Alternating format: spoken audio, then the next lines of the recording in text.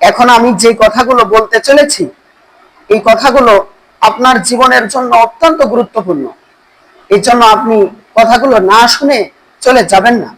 এই ফোন মানুষের কাল হয়ে দাঁড়িয়েছে, এই ফোনেই মানুষকে ধ্বংস করে দিচ্ছে।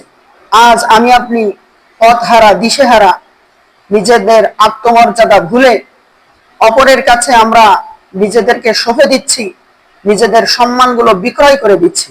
নির্লজ্জ, বেপর্দা, বেহায়া নারীর ফাঁদে পড়ে হোক, অথবা অন্য অন্য খারাপ বন্ধুদের কুমন্ত্রণায় পড়ে হোক, আমরা ধ্বংস হয়ে যাচ্ছি। নিজেদের খারাপ রিলস, খারাপ ভিডিও, এইগুলো দেখার মাধ্যমে আমরা নিজেদেরকে শেষ করে দিচ্ছি। কি জন্য আমরা এই ফোনের অপব্যবহার থেকে আমরা বাঁচতে পারতেছি না?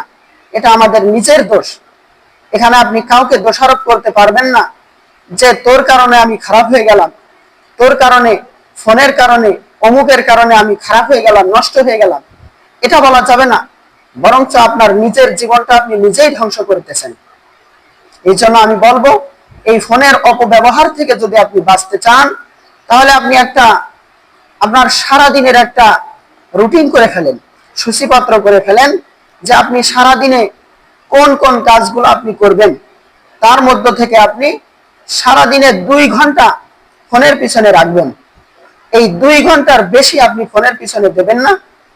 আর যখনই আপনি ফোনে সময় দেবেন, তখন অনর্থক কিছু আপনি দেখবেন না, অনর্থক কোনো কাজ করবেন না, বরঞ্চ সেখান থেকে শিক্ষামূলক কিছু শিখবেন এবং নিজেদের বন্ধুদের সাথে কিছু কথাবার্তা বলবেন। এটা আপনার কাজ হবে। আর আপনি যদি এর থেকে বেশি বাড়াবাড়ি করেন, তাহলে আপনি কিন্তু ধ্বংস হয়ে যাবেন, শেষ হয়ে যাবেন।